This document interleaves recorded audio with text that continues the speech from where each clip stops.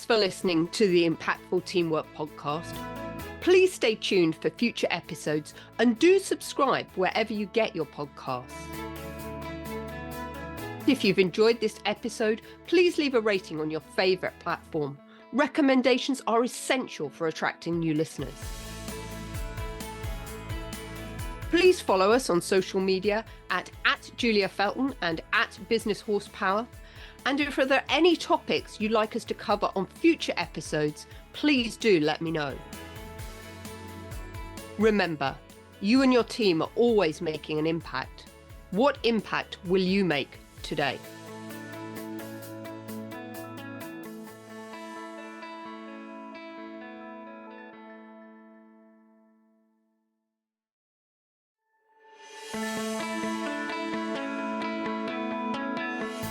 Teamwork isn't just nice to have in business, it's the undisputed competitive advantage.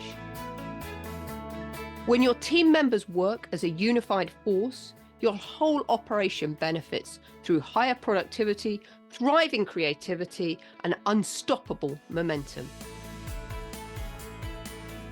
Welcome to the Impactful Teamwork podcast, where we share with you strategies and tactics to help you develop game-changing teams so that you and your business can make a real difference in the world.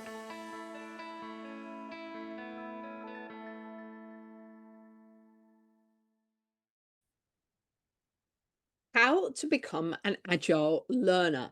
That is the topic of this week's edition of Impactful Teamwork. So welcome back. Delighted to have you here. And I'm Julia Felton. I'm your host and guide as we delve into the topic of teamwork. But specifically today, I wanted to talk about having a beginner's mindset and our ability to actually become an agile learner. And it's a topic we've not really delved into on the podcast before, but I think is so important, particularly given the environment that we're in today. The advent of AI is changing everything. The skills that we require team members to have today may well be obsolete in 2 to 3 years' time, maybe even quicker, who knows? But what does that mean? It means that it's becoming increasingly difficult to hire for skill set because those skills might no longer be required in the future. However, what we do need to think about is how do we hire people and have team members with a really agile mindset and that are able to easily adapt and learn new ways of operating and doing work in order to adapt to the exponential change that is happening in the world around us. So what is learning agility? Because that is really the topic that we're going to talk about. And this has been inspired by an article in the Harvard Business Review by Helen Tupper and Sarah Ellis, who describe learning agility as the skill of learning from experience so you can succeed in new situations. It means knowing what to do when you haven't done something before. And it's increasingly important in the environment in which we live. And so agile learners can approach the uncertainty and change in what's happening in their roles and careers with confidence, knowing that their insights and talents will help them succeed in new situations. And actually, research has shown that learning agility is a strong indicator of an individual's ability to succeed and therefore make a positive contribution to the organization. And therefore, agile learners become magnets for new opportunities, learning and possibility within the organization. You're more likely to be offered a promotion or an opportunity to go and work in another team if you can demonstrate you've got this ability to be very agile in your learning. And in fact, as a result of the environment that we're working in today, learning agility is a really sought after skill that enables us to create a flexible, mobile, and resilient workforce. And the great thing about this agile learning, and when our team members have this in place, it means that we can move team members between different parts of the organization where we can really leverage their talents to the full. And therefore, team members can make more of a contribution and they're going to feel more engaged and motivated. So, what are the three foundations of an agile learning skill set? Well, there's three building blocks that you might want to think about. And the first of those is about navigating newness. So, some people actually really love new things, and other people are like, unless I've got a playbook and a manual about how to do it, I feel a little bit uncertain. Really be aware of how you approach doing a new task. Do you just jump in not knowing everything, or are you somebody who needs to know everything before you do it? And my invitation to you is, if you're the latter, try and cultivate some of your skills about not needing to know everything in order to try something new, because often we don't know everything that's going to happen. The second building block is about understanding others. So what the researchers found is that agile learners are adept at empathizing and anticipating different perspectives. So they're the type of people that can put themselves in other people's shoes. They can connect the dots and resolve problems. And also they can see the bigger picture. So rather than waiting to be told about different points of view or something that doesn't work, they seek out sometimes these dissenting opinions so that they can get a more holistic view about what's going on and find a new approach. The other thing is that agile leaders are very self-aware. And we've been talking on last week's podcast about self-awareness. But what they really understand is the impact or that ripple effect that they make on other people and how they can improve that. And they're confident enough to ask for support as and when they need it so that they can be their best. And what we've discovered is agile learners see learning as a constant challenge or a constant opportunity that they fully embrace. And they're always looking for how could they learn new things from new people, new places, new experiences. They're like a continual sponge for information. And that's a great thing. They're having this mindset of continual learning, this beginner's mindset, as Amy Edmondson talks about, having a beginner's versus a fixed mindset. So a fixed mindset tends to assume that we know it all. And I think the one thing we can be sure of in today's environment, none of us know it all. So I'd really encourage you to cultivate that beginner's mindset, that sense of curiosity, coming to everything with a blank canvas and being a sponge just to learn new things. So a couple of questions for you to reflect on are things like, how often do you work on something new? Where have you spent your time in the courage zone? When people often come to my equine leadership retreats, that's an opportunity for people to step outside of their comfort zone and into the courage zone. They're coming to do something they often have no idea what it's about, how it's going to pan out. But I think this is such a good metaphor for life and business today, where actually we delude ourselves that we're in that kind of comfort zone, but actually things are changing so rapidly that often we spend more and more of our time in the courage zone, where we're doing things that are outside of our norm. You might also want to reflect on, how do you want to help to understand other people? How many conversations can you have with other people? How can we get into their shoes to understand what's going on for them? But another thought might be to think about, how do you ask for help? As I'm talking about this, I'm reflecting on an equine leadership day that I ran yesterday. Very interesting. Somebody was having some challenges actually to lead the horse. The horse was standing still, didn't want to move, and the client was getting a little bit frustrated. And what was interesting was she didn't actually ask for help, but her teammates turned around and said, "Would you like some help?" And I thought that was really powerful, was the observation of her team members that she was struggling, that she needed some help, and they stepped up to offer. But also interesting that the client themselves in that moment the one who was leading the horse, didn't feel that they could ask for help. And I see this a lot in organizations, people feeling that we need to know it all. And actually, as I've talked a lot about, there's no way you can know it all. So it's fine to ask for help within the organization. And actually, that can be very powerful. Let's just think about how do we increase our learning agility and what are some strategies that we can use? Because in terms of the navigating the newness, let's be honest, our brains prefer to play it safe, keep things as they are. They like familiarity and they don't like situations that feel unfamiliar. We rely on what we know as a source of value rather than how can we use our knowledge to best effect in the organization.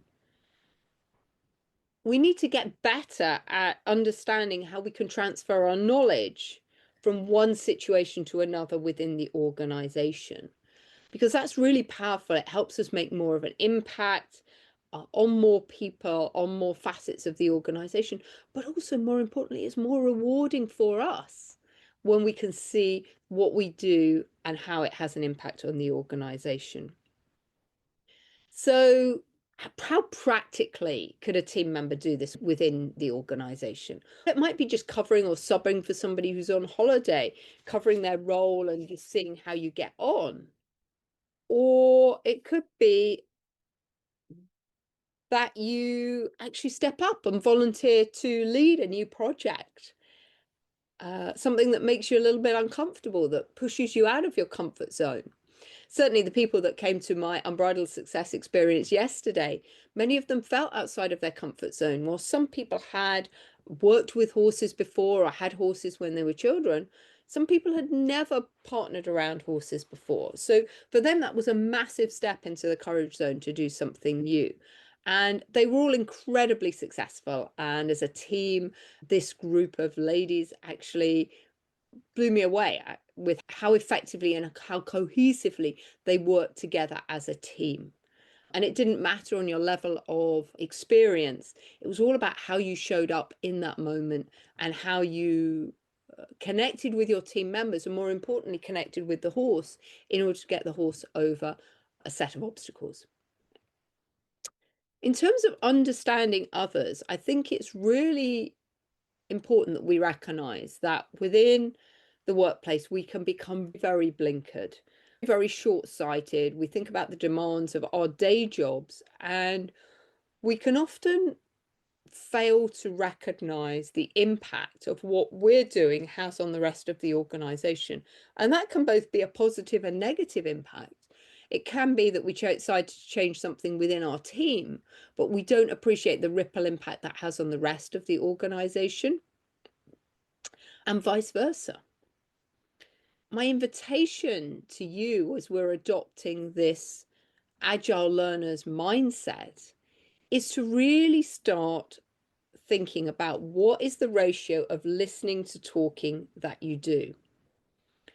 Because when we're talking, we're rarely actually listening. We're rarely paying attention. And if you want to know more about paying attention and noticing in the workplace, I'd encourage you to listen to last week's podcast, where that was the topic, was all about noticing, listening and paying attention. Because it's only when we stop talking and we really start listening that do we create these opportunities for learning. And I think listening is one of those skills. It's fascinating to me. Listening, a skill that is never, ever taught in school. Who teaches us how to listen? And yet it's one of the most important skills in business, being able to really listen 110% to what the other person is saying by giving them your full attention. Most of us are going through life hearing what's going on, but not fully listening to what is going on. So it's only when we really listen that we can connect and really understand what's going on for the other person, and therefore develop empathy with what their thinking is. And self-awareness. What often gets in the way of developing self-awareness is not a lack of drive or a development of skill, but a lack of clarity about what needs to be done differently to become more self-aware. So I would encourage you to create some practices to develop self-awareness, because this can make a real difference to learning agility. And you maybe want to start this by thinking about how you show up in situations that require your learning agility. What would be 3 words you want people to say about you in those meetings and in those moments? So this really starts helping you set an intent about how you want to show up. And then you can ask for feedback. And feedback is the fodder of champions. Feedback is so important because it helps us grow and develop. And we should never be afraid of asking for feedback. It's incredibly powerful when done well. And I know throughout my career, feedback that I've received has really helped shift the trajectory of where I've been going in my career. And in addition to feedback, you also want to think about personal reflection. Personal reflection is a great way to increase your self-awareness.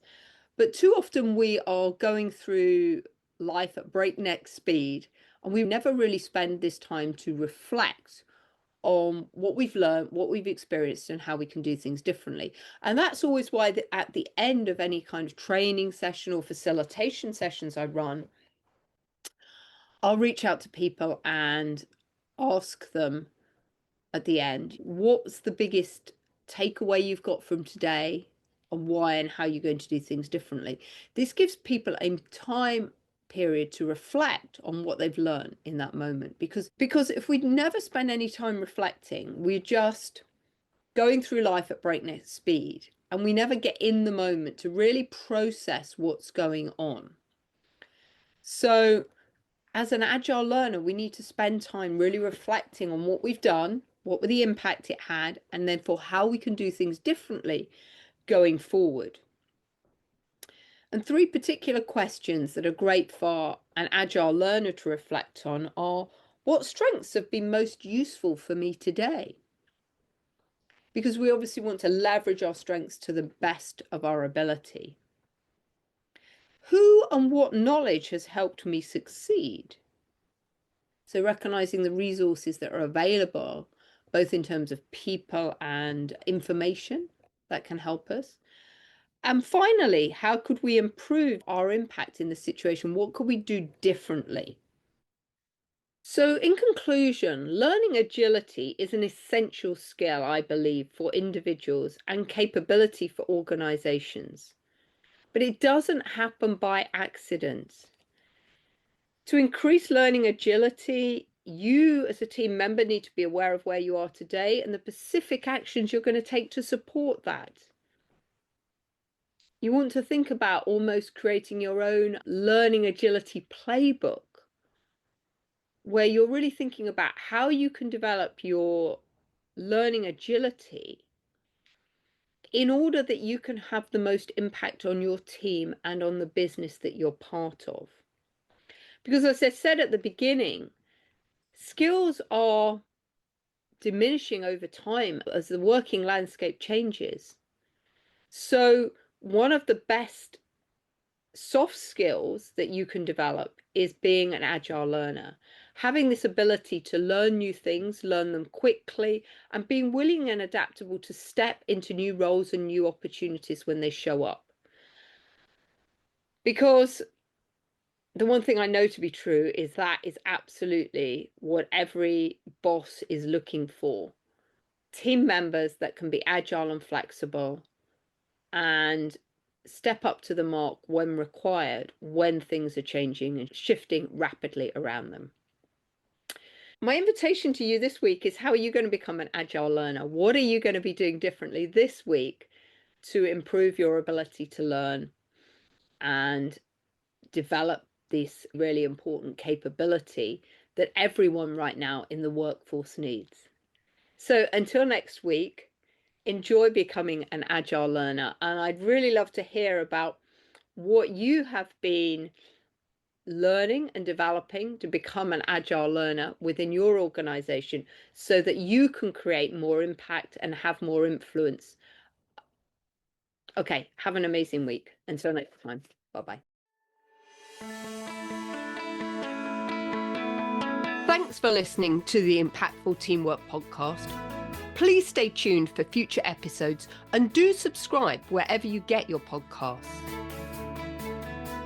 If you've enjoyed this episode, please leave a rating on your favorite platform. Recommendations are essential for attracting new listeners. Please follow us on social media at Julia Felton and at Business Horsepower. And if there are any topics you'd like us to cover on future episodes, please do let me know. Remember, you and your team are always making an impact. What impact will you make today?